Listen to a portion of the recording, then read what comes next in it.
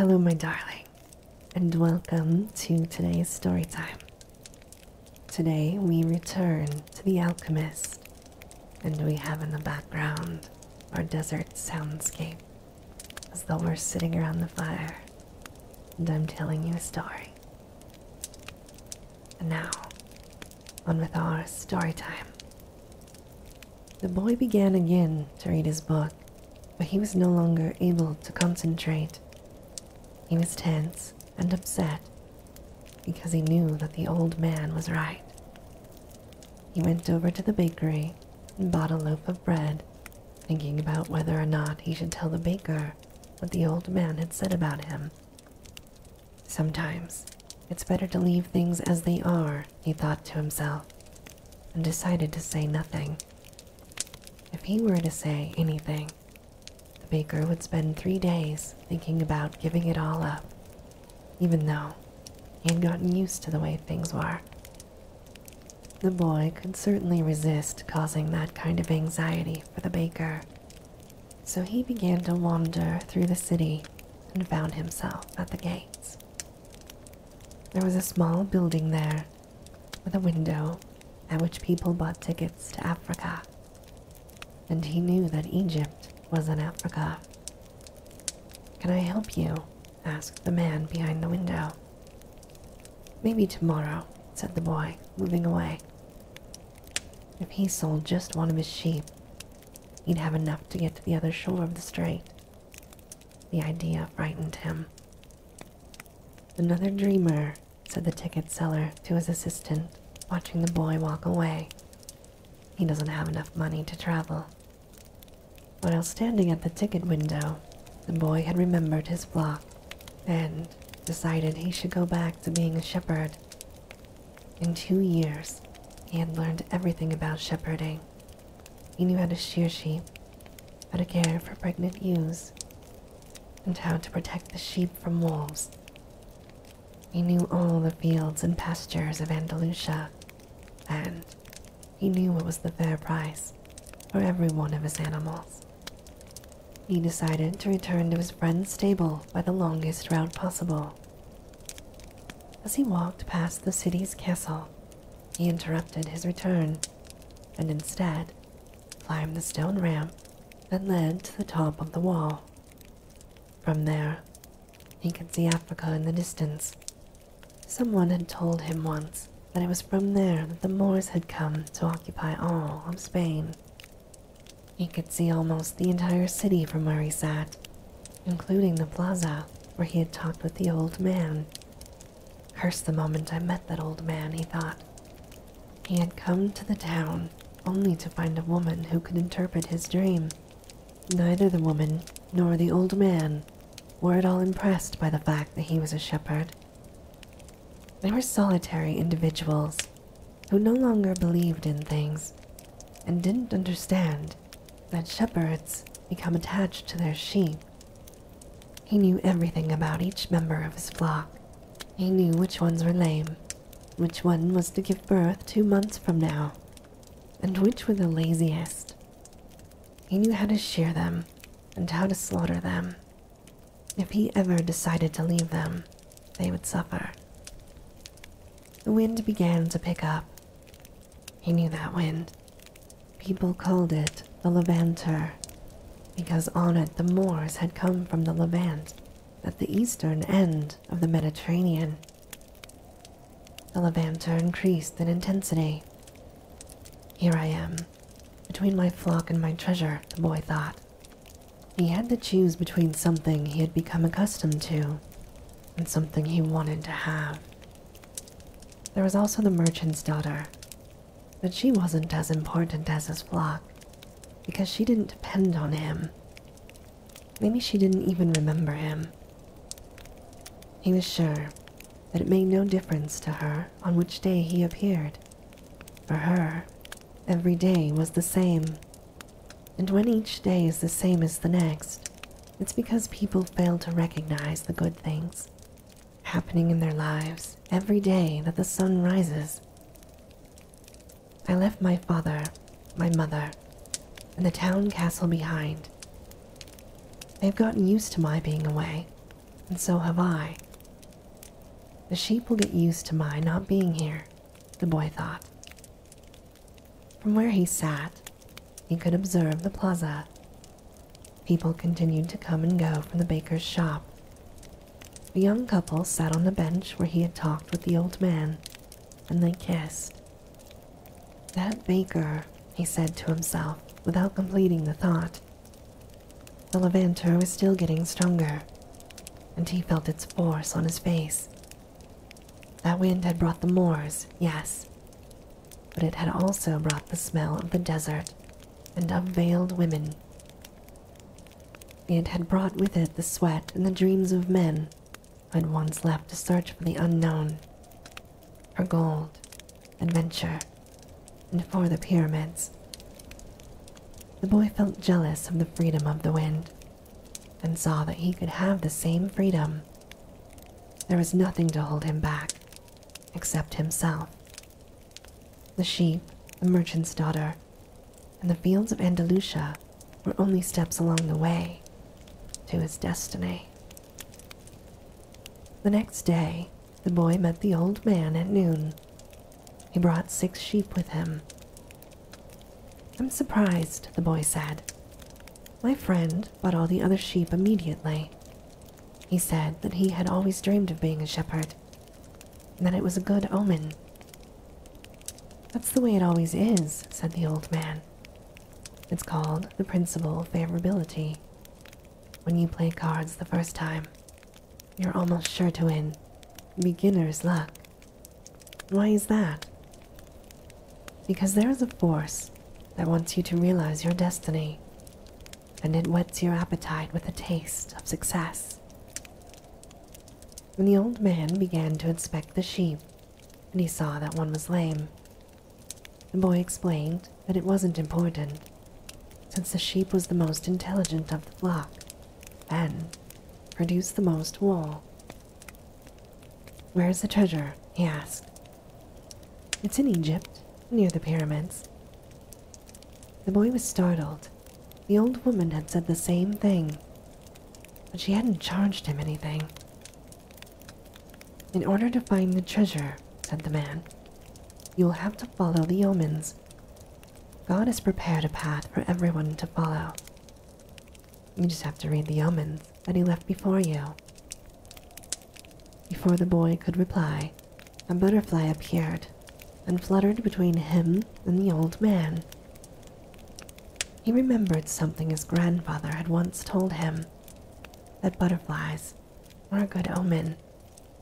Like crickets, like expectations, like lizards, and 4-leaf clovers.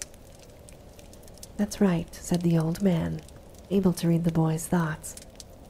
"Just as your grandfather taught you. These are good omens."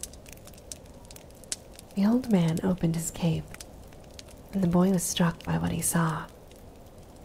The old man wore a breastplate of heavy gold, covered in precious stones. The boy recalled the brilliance he had noticed on the previous day. He really was a king. He must be disguised to avoid encounters with thieves. "Take these," said the old man, holding out a white stone and a black stone that had been embedded at the center of the breastplate. They are called Urim and Thummim. The black signifies yes, the white no. When you are unable to read the omens, they will help you do so. Always ask an objective question, but if you can, try to make your own decisions. The treasure is at the pyramids, that you already knew. But I had to insist on the payment of 6 sheep, because I helped you make your decision. The boy put the stones in his pouch. From then on, he would make his own decisions. "Don't forget," said the man, "that everything you deal with is only one thing and nothing else. And don't forget the language of omens. And above all, don't forget to follow your destiny through to its conclusion. But before I go, I want to tell you a little story." A certain shopkeeper sent his son to learn about the secret of happiness from the wisest man in the world. The lad wandered through the desert for 40 days and finally came upon a beautiful castle high atop a mountain. It was there that the wise man lived. Rather than finding a saintly man, though, our hero, on entering the main room of the castle, saw a hive of activity. Tradesmen came and went. People were conversing in the corners. A small orchestra was playing soft music, and there was a table covered with platters of the most delicious food in that part of the world. The wise man conversed with everyone, and the boy had to wait for 2 hours before it was his turn to be given the man's attention. The wise man listened attentively to the boy's explanation of why he had come, but told him that he didn't have time just then to explain the secret of happiness. He suggested that the boy look around the palace and return in 2 hours. Meanwhile, I want to ask you to do something, said the wise man, handing the boy a teaspoon that held 2 drops of oil. As you wander around, carry this spoon with you without allowing the oil to spill. The boy began climbing and descending the many stairways of the palace, keeping his eyes fixed on the spoon. After 2 hours, he returned to the room where the wise man was. Well, asked the wise man, did you see the Persian tapestries that are hanging in my dining hall? Did you see the garden that it took my master gardener 10 years to create? Did you notice the beautiful parchments in my library? The boy was embarrassed and confessed that he had observed nothing. His only concern had been not to spill the oil that the wise man had entrusted to him. And go back and observe the marvels of my world, said the wise man. You cannot trust a man if you don't know his house. Relieved, the boy picked up the spoon and returned to his exploration of the palace, this time observing all the works of art on the ceilings and the walls. He saw the gardens, the mountains all around him, the beauty of the flowers, and the taste with which everything had been selected. Upon returning to the wise man, he related in detail everything he had seen. But where are the drops of oil I entrusted to you? Asked the wise man. Looking down at the spoon he held, the boy saw that the oil was gone. Well, there is only one piece of advice I can give you, said the wisest of wise men. The secret of happiness is to see all the marvels in the world and never to forget the drops of oil on the spoon. The shepherd said nothing. He had understood the story the old king had told him. A shepherd may like to travel, but he should never forget about his sheep. The old man looked at the boy and, with his hands held together, made several strange gestures over the boy's head. And taking his sheep, he walked away. At the highest point in Tarifa, there is an old fort built by the Moors. From atop its walls, Melchizedek, the king of Salem, sat on the wall of the fort that afternoon and felt the levanter blowing in his face. The sheep fidgeted nearby, uneasy with their new owner and excited by so much change. All they wanted was food and water. Melchizedek watched a small ship that was plowing its way out of the port. He would never again see the boy, just as he had never seen Abraham again after having charged him his 1/10 fee. That was his work. The gods should not have desires, because they don't have destinies. But the king of Salem hoped desperately that the boy would be successful. It's too bad. He's quickly going to forget my name, he thought. I should have repeated it for him. Then when he spoke about me, he would say that I am Melchizedek, the king of Salem. He looked to the skies, feeling a bit abashed, and said, I know it's the vanity of vanities, as you said, my lord, but an old king sometimes has to take pride in himself. How strange is Africa, thought the boy. He was sitting in a bar very much like the other bars he had seen along the narrow streets of Tangier. Some men were smoking from the gigantic pipe that they passed from one to the other. In just a few hours, he had seen men walking hand in hand, women with their faces covered, and priests that climbed the tops of towers, chanting, as everyone about him went to their knees and placed their foreheads on the ground. A practice of infidels, he said to himself.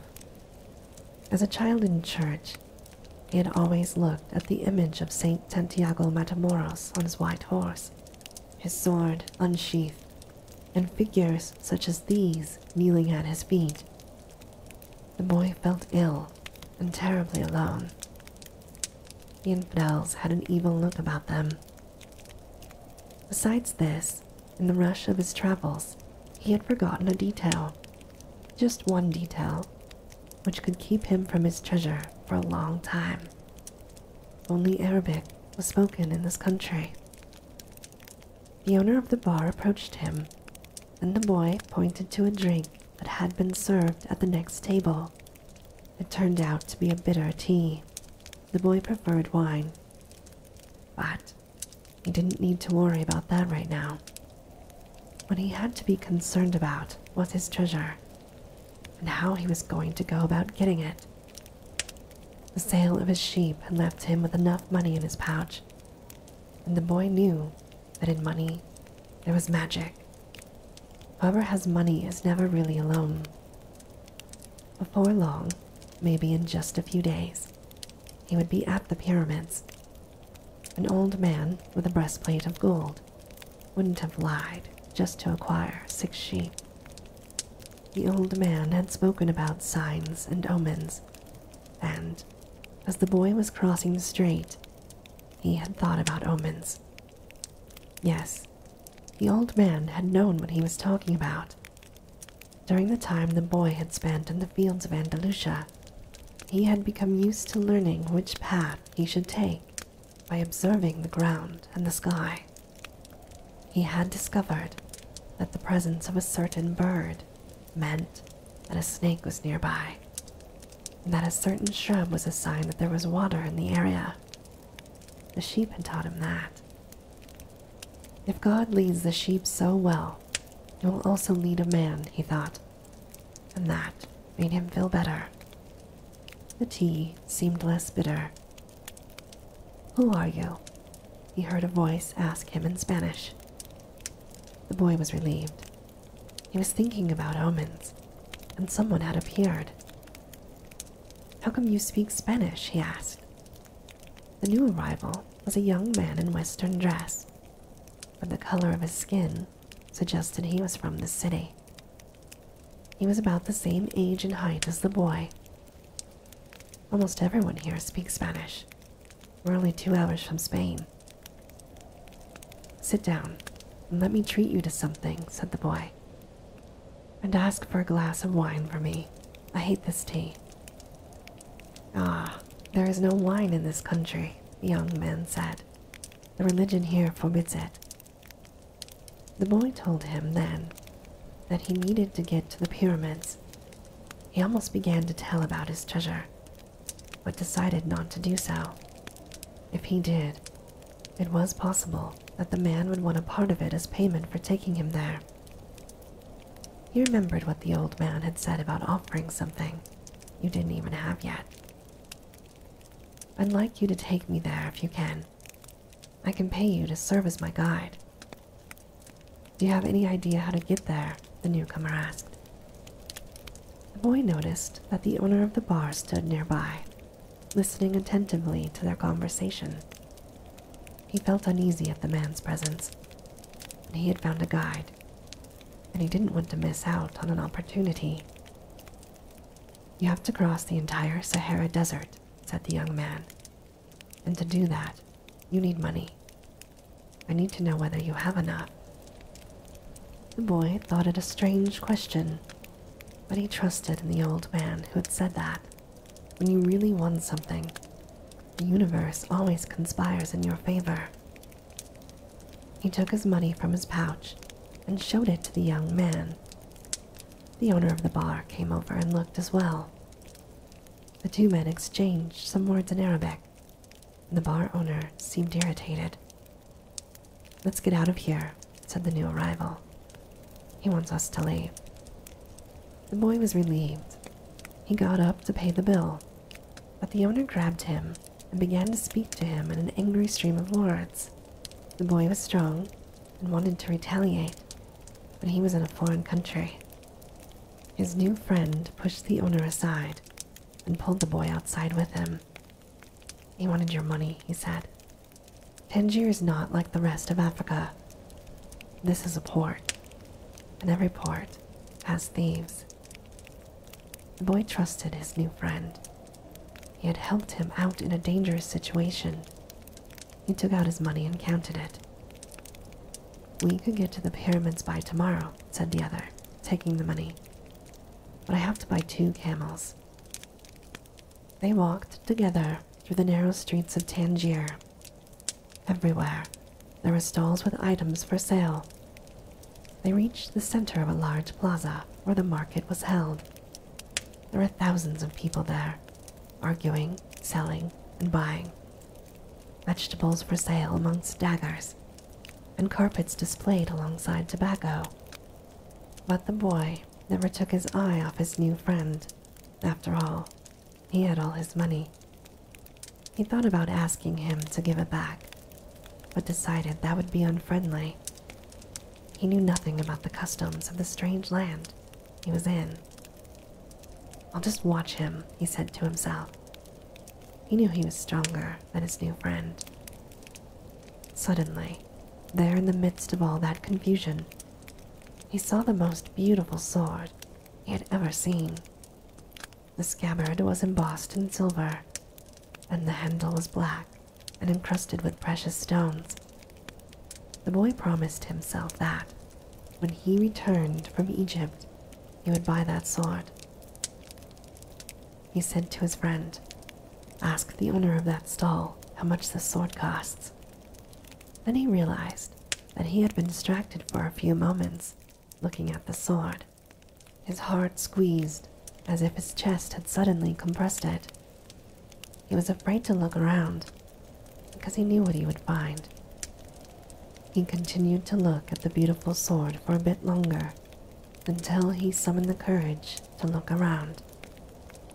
All around him was the market, with people coming and going, shouting and buying, and the aroma of strange foods. But nowhere could he find his new companion. The boy wanted to believe that his friend had simply become separated from him by accident. He decided to stay right there and await his return. As he waited, the priest climbed to the top of a nearby tower and began his chant. Everyone in the market fell to their knees, touched their foreheads to the ground, and took up the chant. Then, like a colony of worker ants, they dismantled their stalls and left. The sun began its departure as well. The boy watched it through its trajectory for some time, until it was hidden behind the white houses surrounding the plaza. He recalled that when the sun had risen that morning, he was on another continent, still a shepherd with 60 sheep, and looking forward to meeting with a girl. That morning, he had known everything that was going to happen to him as he walked through the familiar fields. But now, as the sun began to set, he was in a different country, a stranger in a strange land, where he couldn't even speak the language. He was no longer a shepherd, and he had nothing. not even the money to return and start everything over. All this happened between sunrise and sunset, the boy thought. He was feeling sorry for himself and lamenting the fact that his life could have changed so suddenly and so drastically. He was so ashamed that he wanted to cry. He had never even wept in front of his own sheep. But the marketplace was empty, and he was far from home, so he wept. He wept because God was unfair, and because this was the way God repaid those who believed in their dreams. When I had my sheep, I was happy, and I made those around me happy. People saw me coming and welcomed me, he thought. But now, I am sad and alone. I'm going to become bitter and distrustful of people because one person betrayed me. I'm going to hate those who have found their treasure because I never found mine. And I'm going to hold on to what little I have because I'm too insignificant to conquer the world. And this, my darling, ends our story time for today. As always, I hope that you have very sweet and creepy dreams.